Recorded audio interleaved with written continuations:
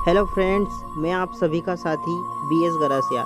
मैं आप सभी के लिए आज बेहद इम्पोर्टेंट बेस्ट पॉपुलर एक कहानी लव स्टोरी, रुला देने वाली दर्दनाक लव स्टोरी, इनकम्प्लीट स्टोरी। दरअसल ये कहानी अभय 10वीं क्लास का छात्र और उसकी प्रेमिका सोनिया की है।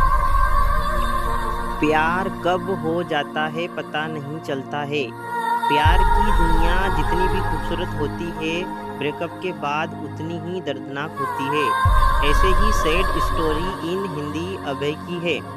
अभय 10वीं क्लास का छात्र है। इस उम्र में उसे क्या पता कि प्यार का क्या सिला होता है। वह एक लड़की को मन ही मन चाहने लगा था और इस बात का एहसास धीरे धीरे होने लगा। एक दिन अभय अपने कॉलेज जा रहा था, तभी उसकी नज़र लड़की की नज़रों से टकराती है, जिसे देखने के बाद वह देखता ही रह गया और लड़की उसे कोई भाव ही नहीं दे रही थी। फिर भी अभय उसके पीछे पीछे घर तक जाता था, लेकिन लड़की का दिल पिघल नहीं रहा था। अभय उसको देखने के लिए उसके स्कूल के सामने डेली खड़ा रहता था। यह अभय का डेली का काम हो गया था। 6 महीने देखते देखते ही बीत गए, लेकिन उसे कोई रिस्पांस नहीं मिला। फिर अभय उसके कॉलेज जाना बंद कर दिया। कुछ दिन बाद वह लड़की अभय के लिए बेचैन होने लगती है और उससे पूछती है, अब तुम मुझे देखने के लिए मेरे कॉलेज क्यों नहीं आते हो? तो अभय ने उससे कहा, इतने दिन से आपके चक्कर में आता हूँ, आप देखना तक पसंद नहीं करती हो, तभी से तुम्हारे कॉलेज आना भी छोड़ दिया। उस लड़की ने उससे कहा कि मैं तुम्हारी परीक्षा ले रही थी, तुम मुझे कितना दिन तक फॉलो करते हो? वैसे मैं भी आपसे बेइंतहा प्यार करती हूँ। फिर अभय ने उस लड़की का नाम पूछा, तो लड़की ने अपना नाम सोनिया बताया। उसके बाद अभय ने सोनिया को प्रपोज किया और सोनिया उसके प्रपोजल को एक्सेप्ट करती है। सोनिया और अभय का प्यार दिनों दिन बढ़ता चला जाता है। सोनिया और अभय इतना ज़्यादा क्लोज हो जाते हैं, साथ में घूमना और पार्क में जाना, डिनर करना, शॉपिंग करना आदत बन गई थी। जब लव स्टोरी में ऐसा टर्न आया तो सोनिया शादी से डायरेक्ट मना करती है और वो कहती है कि मैं शादी सिर्फ अभय से ही करूँगी, नहीं तो मैं अपनी जान दे दूँगी।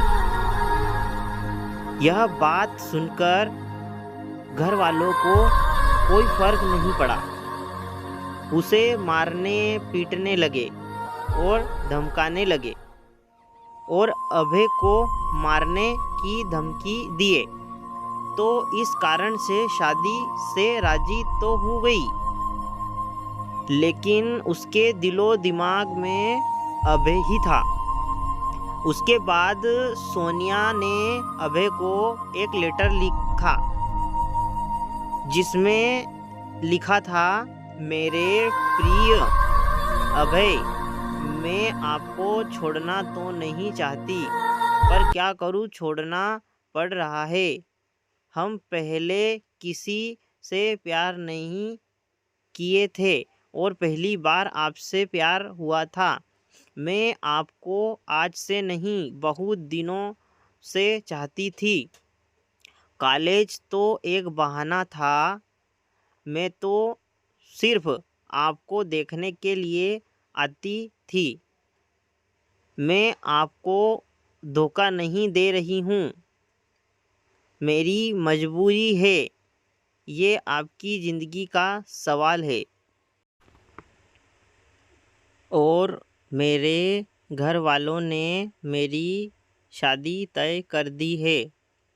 मैं शादी तो नहीं करना चाहती थी, लेकिन मेरी मजबूरी है, क्योंकि मुझे आपकी ज़िंदगी बचानी है और आपको मारने की धमकी दे रहे थे, इसलिए मुझे मजबूरी में शादी करनी पड़ेगी।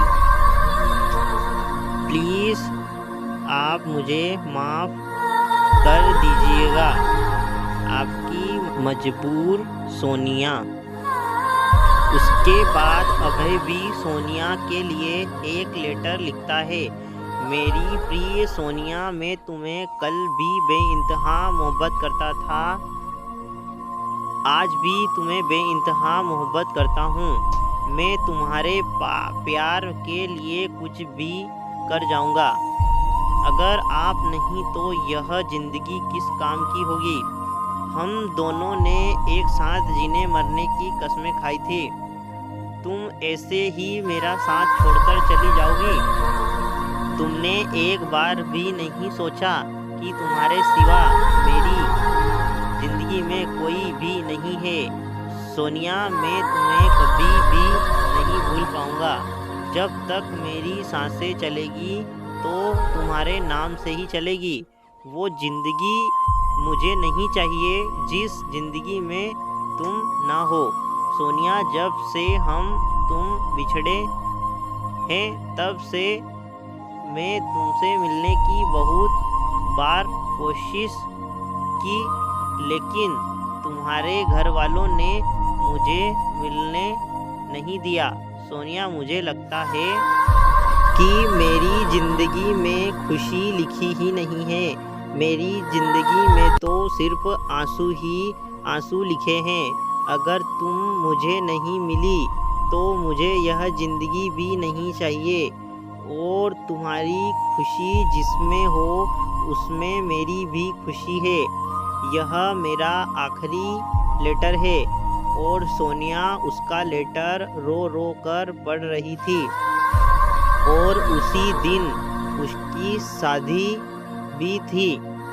सोनिया को अभय से जुदाई बर्दाश्त नहीं हुई, इसलिए सोनिया ने शादी से पहले ही जहर खा लेती है, जिसके कारण उसकी मौत हो जाती है।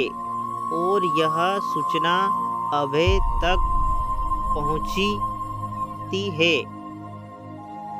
अभय उसकी मौत का सदमा बर्दाश्त नहीं कर पाता है, जिसके कारण वह भी अपनी जान देता है। सच्चे प्यार का अंत हो जाता है। ऐसे में प्यार करते हो तो जान देने से बेहतर है निभाना सीखो। दोस्तों, क्या आप इस कहानी में अभय और सोनिया ने सही निर्णय लिया है? क्या दोनों प्रेमियों को मौत के अलावा कोई और रास्ता नहीं मिला? दोस्तों, यह पूरी तरह से गलत है। तो दोस्तों, यदि आपके साथ भी ऐसा कभी भविष्य में होता है तो आप इस कहानी से क्या सीखते हो, ध्यान रखिए और लागू करिए अपनी ज़िंदगी में। और यदि आपने इस वीडियो को पूरा देख लिया है तो इस वीडियो को शेयर करें, लाइक करें और हाँ, चैनल को सब्सक्राइब करना ना भूलें, ताकि आप चैनल को सब्सक्राइब करेंगे तो मैं नई वीडियो इसी तरीके के लाते रहूँगा आपके लिए। तो सबसे पहले वीडियो का नोटिफिकेशन आपको मिले, इसलिए आप चैनल को सब्सक्राइब जरूर करें। Thank you for watching.